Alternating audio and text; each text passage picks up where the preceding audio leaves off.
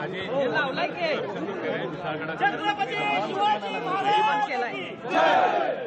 भवानी शक्तीदेव ऐकायला मिळते। कुठल्याही जायचं असते किंवा कुठल्याही मोहिमेला जायचं असते त्यावेळी अंबाबाईचं भवानी देवीचं दर्शन घेतल्यावर जातो।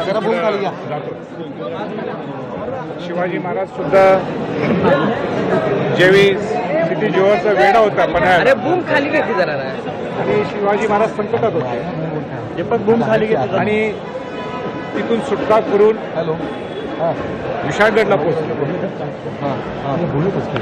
आणि म्हणूनच पावनखिंड संग्राम दिन हा 13 जुलै हा साजरा केला जातो। पण आज संकटात खऱ्या अर्थाने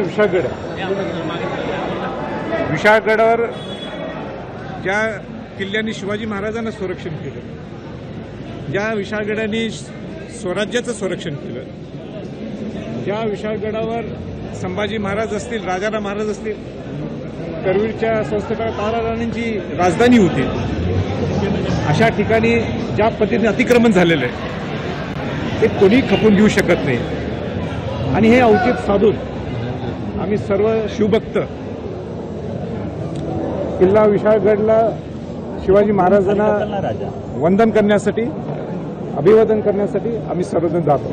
वरिष्ठ पातळीवरून पोलिसांची फौज देखील ठिकठिकाणी उभी करण्यात आलेली आहे। रोखण्याचा जर प्रयत्न त्या ठिकाणी तो त्यांचा प्रश्न आहे, त्यांना जे काही करायचं।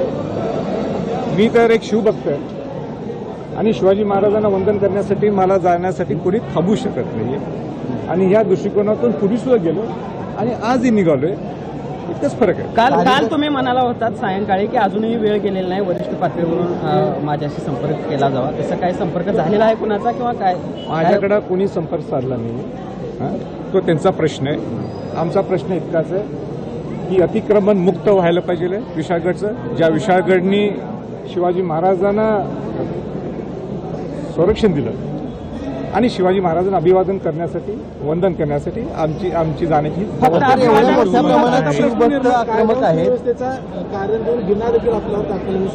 गुन्हा नोंद झाला तर मला अभिमान आहे, गुन्हा जर माझ्या नोंद झाला तर पहिला गुन्हा जीवनातला, पण जबाबदारी ही प्रशासनाची। त्या